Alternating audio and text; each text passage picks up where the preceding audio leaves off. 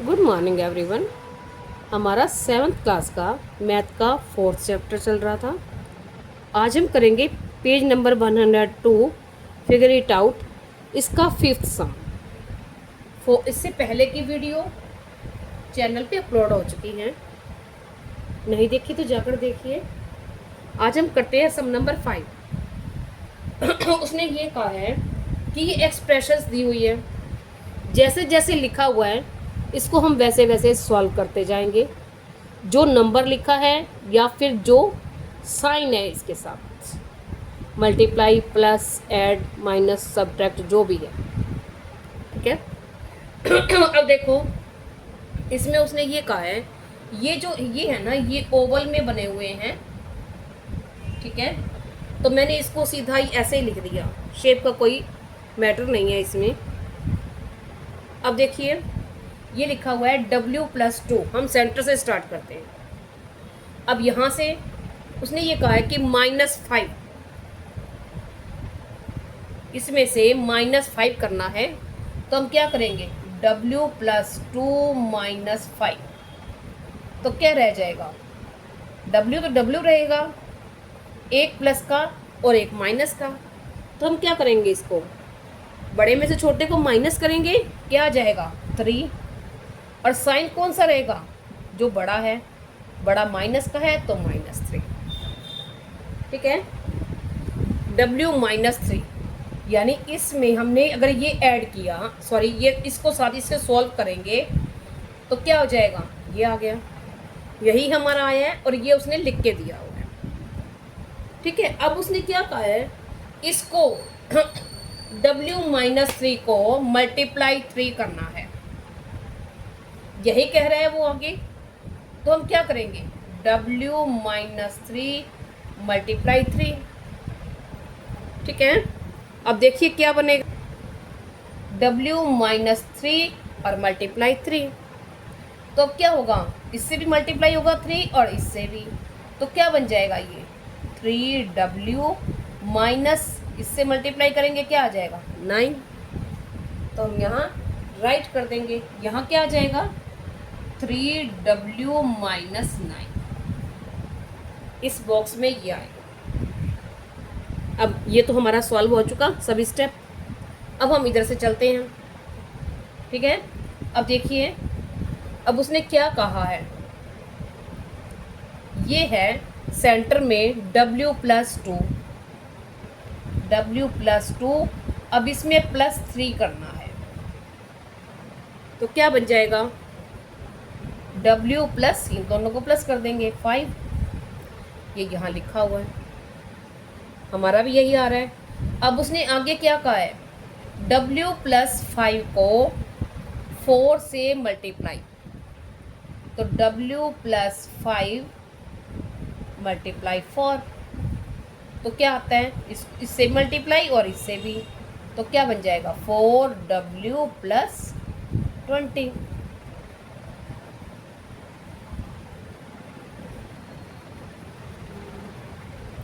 तो यहाँ हमारा ये आंसर आ गया।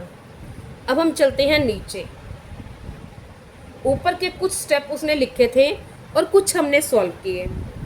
अब नीचे वाला है, नीचे वाले एक्सप्रेशंस दिए हुए हैं और हमें सॉल्व करके उनके आंसर जो हैं ठीक है, जो नहीं है वो आगे राइट करने हैं। देखिए उसने क्या कहा है, 3+2 -8, हम सॉल्व करके देख लेंगे। W3 नहीं, W+2 और -8, तो W तो अकेला ही है, ये ऐसे रह जाएगा, इनको आपस में सॉल्व करेंगे तो क्या हो जाएगा, एक प्लस का एक माइनस का। तो क्या करेंगे, बड़े में से छोटे को माइनस करेंगे, और साइन कौन सा रहेगा, बड़े वाला, बड़े वाले का साइन क्या है, माइनस, तो क्या आ जाएगा माइनस, और 8 में से 2 को माइनस करेंगे 6, ठीक है। तो यहाँ इस बॉक्स में क्या आएगा, W-6, ये आ जाएगा ये। अब हम आगे चलते हैं। अब उसने ये कहा है कि आगे -4, अब इसमें से -4 करना है। देखिए W-6 और -4। तो अब क्या होगा, W तो अकेला ही है, अकेला ही रहेगा। अब इन दोनों को करेंगे, जब दोनों के साइन एक जैसे हैं तो इन दोनों को हम प्लस करते हैं और जो साइन है वो वही रहेगा। तो क्या हो जाएगा, -10, -6 थे, -4 थे, तो ये बन गया -10। तो यहाँ आ जाएगा हमारा W -10। ठीक है, अब हम ये वाला स्टेप सॉल्व करते हैं। अब इस स्टेप में देखिए क्या है, इस स्टेप में W + 2 + 3, W + 2 है, इसमें +3 करना है। तो क्या हो जाएगा, ये इनको सॉल्व करेंगे, यहाँ क्या आ जाएगा, W + 5। मैं यहाँ लिख के दिखा रही हूँ आपको। ठीक है, अब उसने क्या कहा, इसको × 4। ठीक है, हमारा यहाँ क्या था, W + 5 अब × 4। अब अगर हम इसको मल्टीप्लाई करेंगे तो क्या बनेगा, 4W + 20, यही आएगा। ठीक है ना, तो ये जो बुक में लिखा हुआ है यहाँ, ये रॉन्ग है। अगर हम इसको इससे मल्टीप्लाई करेंगे तो हमारा ये आंसर आएगा, आपका बुक में रॉन्ग है। तो यहाँ क्या आएगा, 4W + 20, सॉरी 4, ये हमारा आंसर हो जाएगा। बस यही हमने करना था। आगे है हमारा नेक्स्ट सम, 6th सम है। अब देखिए हमारा नेक्स्ट सम है सम नंबर 6। अब उसने ये कहा है, ए train travels from Yahanpur to वहाँपुर। एक ट्रेन यहाँपुर से वहाँपुर जाती है, stops at 3 stations equal distance. उसके बीच में 3 स्टेशन आते हैं जिनका डिस्टेंस इक्वल है। कभी कभी ऐसा होता है ना, जैसे हम किसी शहर में जाते हैं, कोई किसी में तो रास्ता 5 मिनट का होता है और कोई आधा घंटा दूर होता है, लेकिन इसमें उसने कहा है कि जो सभी स्टेशंस हैं उनका जो बीच का डिस्टेंस है वो इक्वल है। उसने क्या कहा है, वो हर स्टॉपेज पे, हर स्टेशन पे 2 मिनट रुकते हैं, 2 मिनट के लिए रुक रही है। तो उसने ये कहा है कि जो एक स्टेशन से दूसरे स्टेशन पर उसको जाने में सेम टाइम लगता है, क्योंकि डिस्टेंस सेम है, और जो उसको टाइम लगता है T। ठीक है, अब उसने कहा है कि इफ T = 4 तो find the distance taken by Yahanpur to Wahanpur. यानी ट्रेन यहाँपुर से वहाँपुर जाने में कितना टाइम लेती है। ठीक है, अब सब पहले हमने रफली डायग्राम बनाया है। देखिए, ये यहाँपुर, ये वहाँपुर। ट्रेन यहाँ से चलेगी और यहाँ पहुँचेगी, यही कहा है उसने। तो उसके बीच में 3 स्टेशन है, एक फर्स्ट, सेकंड और थर्ड। हो गया।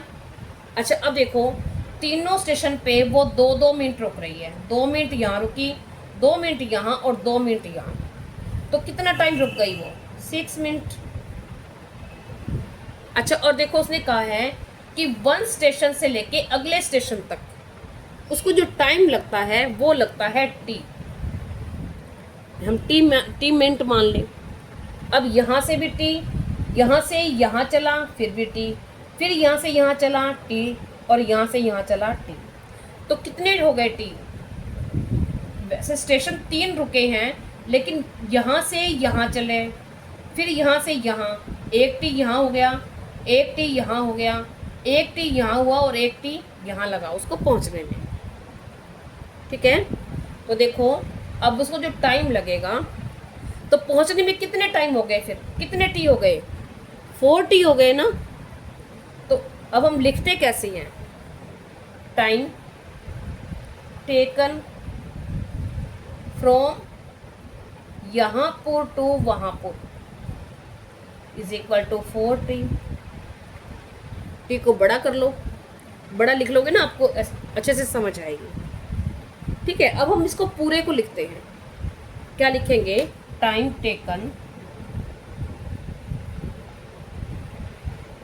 टेकन फ्रॉम, हम सब लिख के भी तो दिखाएंगे ना, फ्रॉम फर्स्ट स्टेशन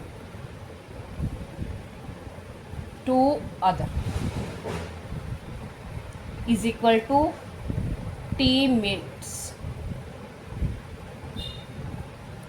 ठीक है, एक स्टेशन से दूसरे स्टेशन पर जाने में उसको लगता है टी मिनट, यहाँ से यहाँ टी मिनट लगा, तो टोटल टाइम टेकन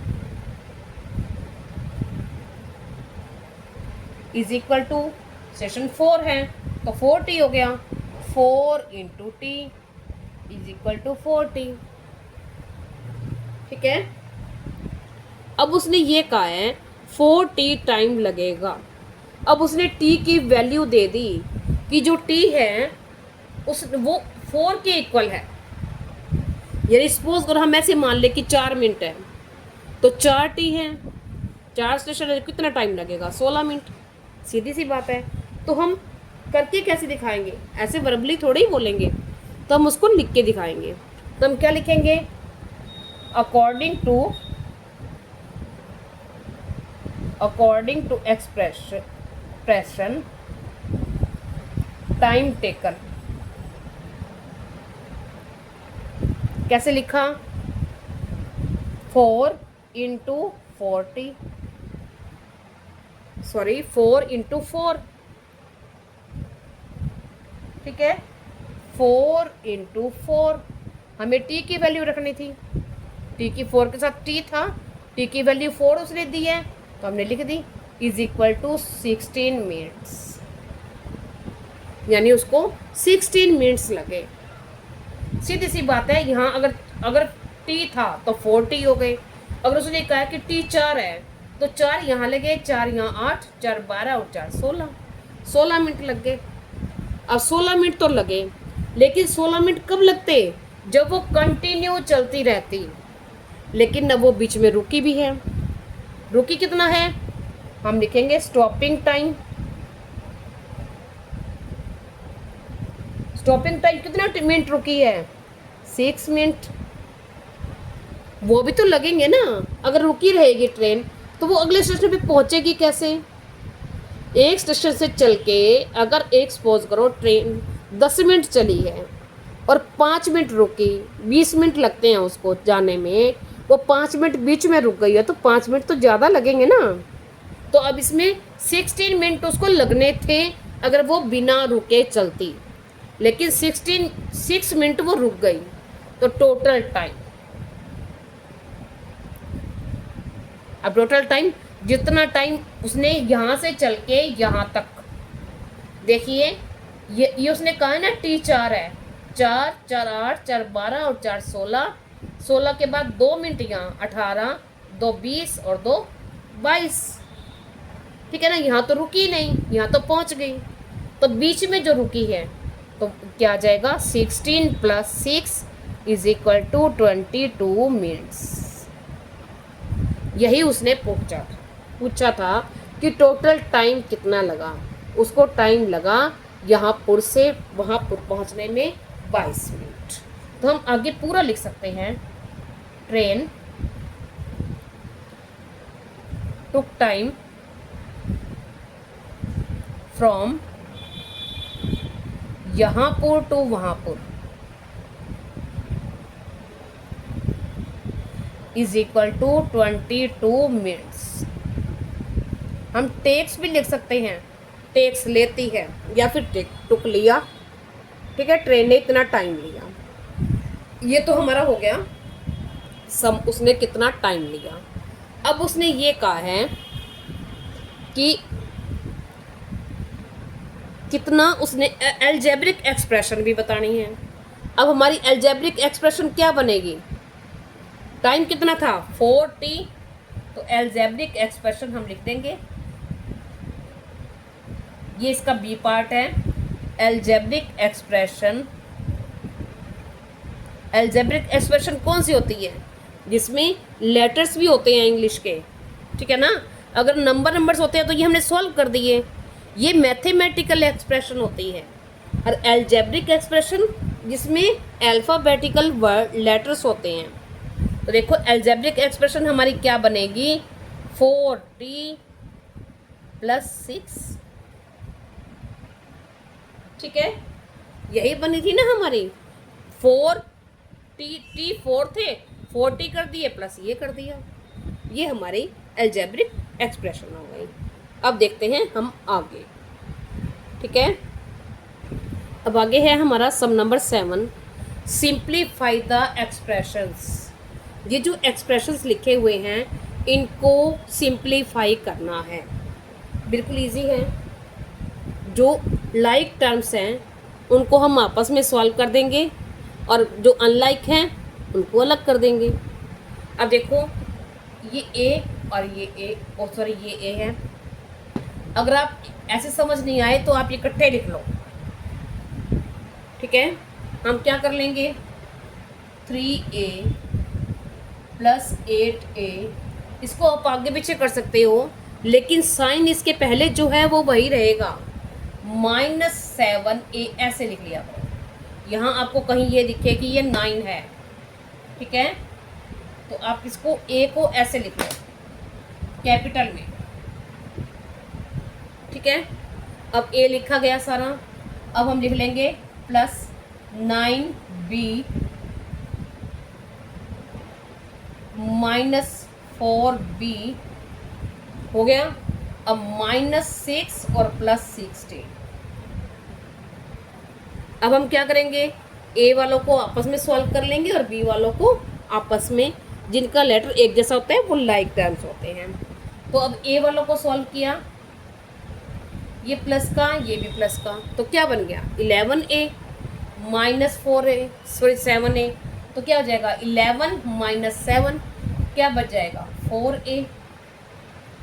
हमने इसके सामने कोई भी साइन नहीं लगाया क्योंकि ये प्लस का है और प्लस का ही बड़ा नंबर है। आगे क्या आ जाएगा, अब हम यहाँ देखते हैं, ये इनमें से ये करेंगे, b 2 टाइम्स ही है, a 3 टाइम्स है और b 2 टाइम्स है।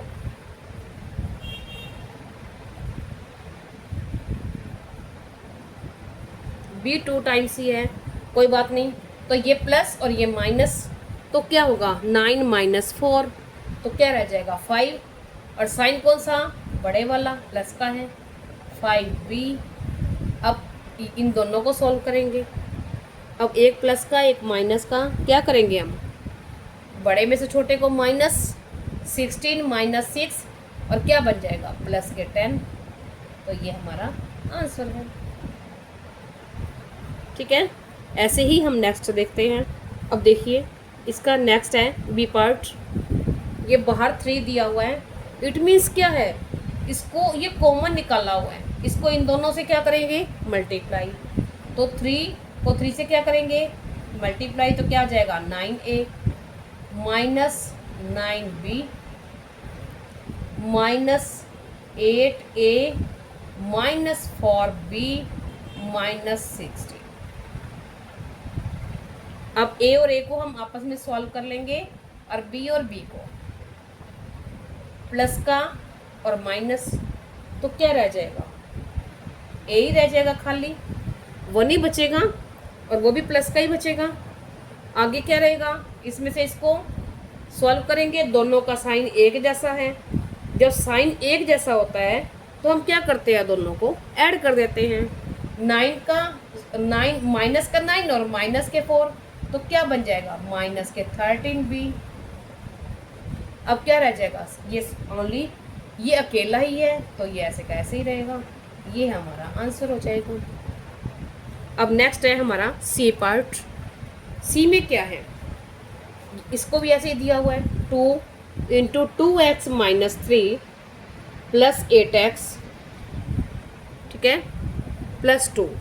अब हम क्या करेंगे, इसको अंदर से मल्टीप्लाई, क्या हो जाएगा 2 × 2 = 4x -2 × 3 = 6 + 8x + 12। अब इन दोनों को आपस में सॉल्व कर लेंगे और इन दोनों को आपस में, तो क्या हो जाएगा 4x और प्लस 8x, तो क्या बन जाएगा 12x। अब ये प्लस का ये माइनस का, तो क्या हो जाएगा -12 - 6 क्या आ जाएगा 6, और साइन कौन सा रहेगा बड़े नंबर वाला, ये हमारा आंसर है। अब हम देखते हैं नेक्स्ट। अब हम करते हैं नेक्स्ट डी पार्ट है 8x minus 2x minus 3 plus 12। अब जब बाहर क्या हो जाएगा 8x माइनस, जब बाहर माइनस होता है ब्रैकेट के बाहर तो क्या होता है अंदर के साइन चेंज हो जाते हैं। ये प्लस का तो क्या हो जाएगा माइनस का, ये माइनस का है तो क्या हो जाएगा प्लस का, और प्लस 12।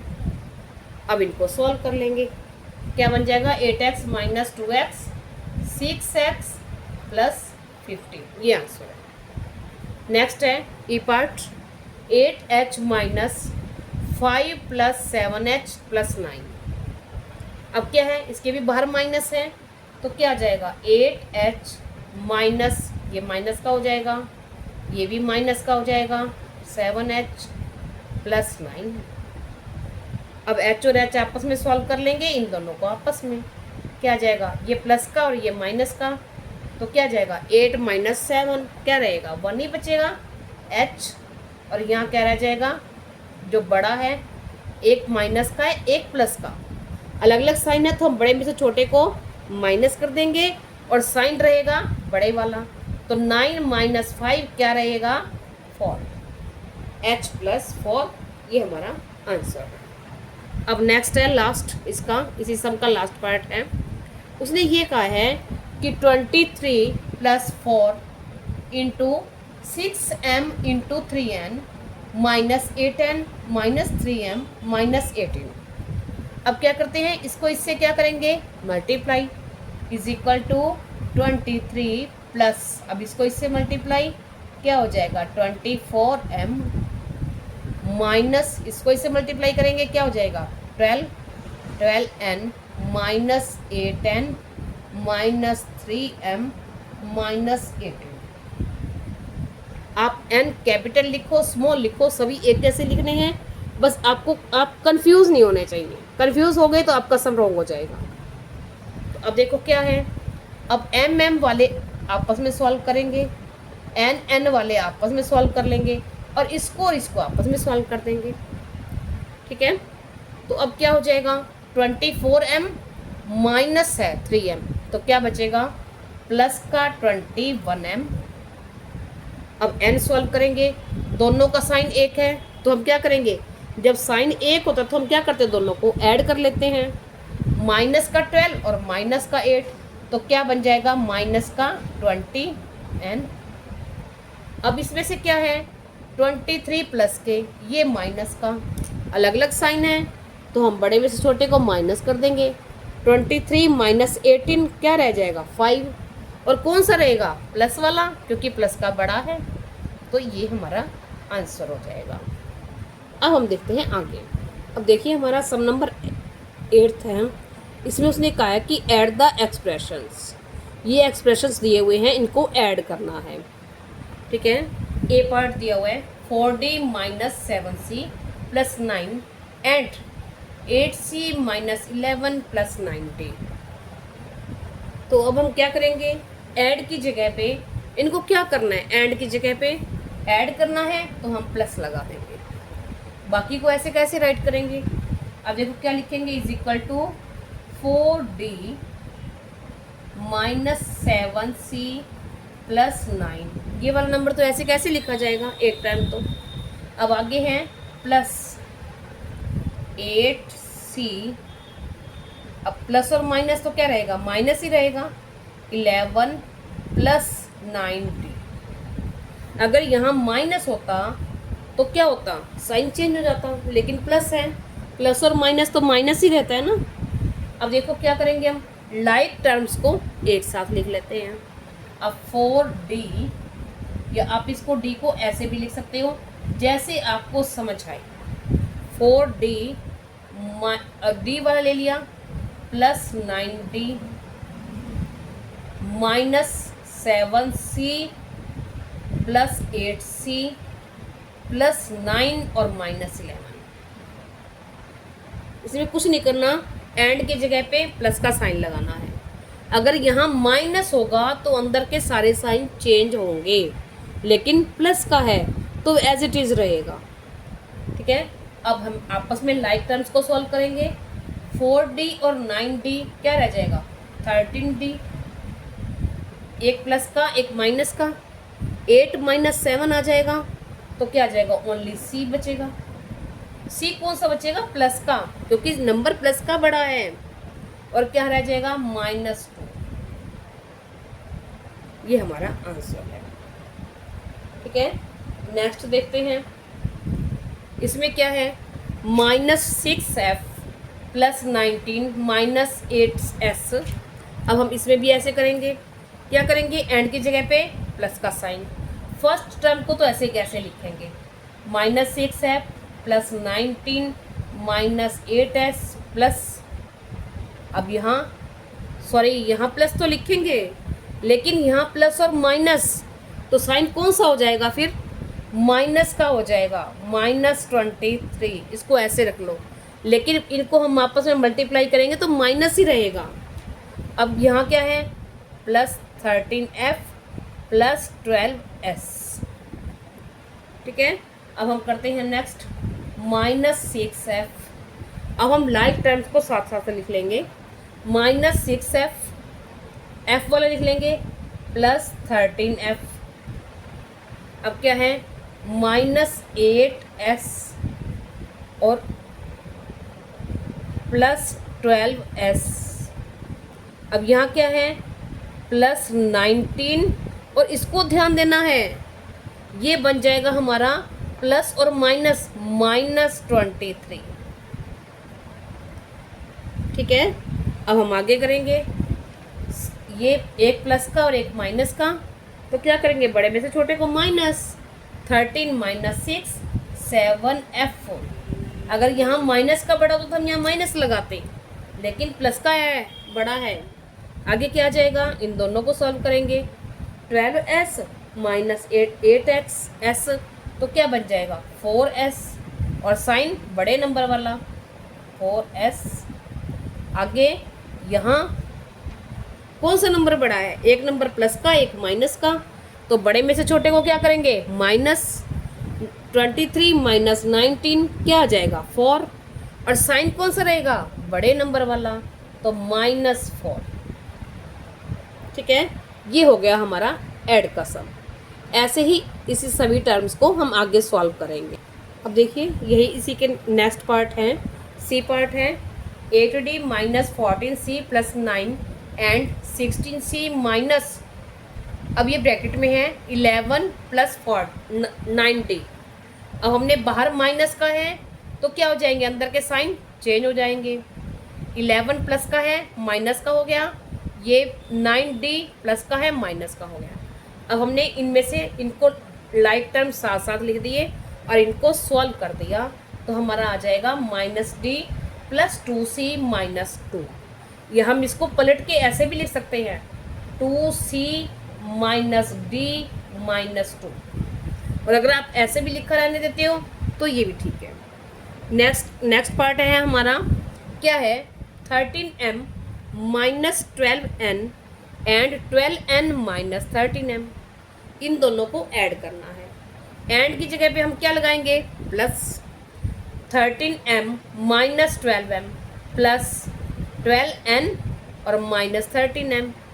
तो अब देखो क्या है, 13M प्लस का 13M माइनस का, तो एक प्लस का एक माइनस का सेम नंबर है, कट जाता है।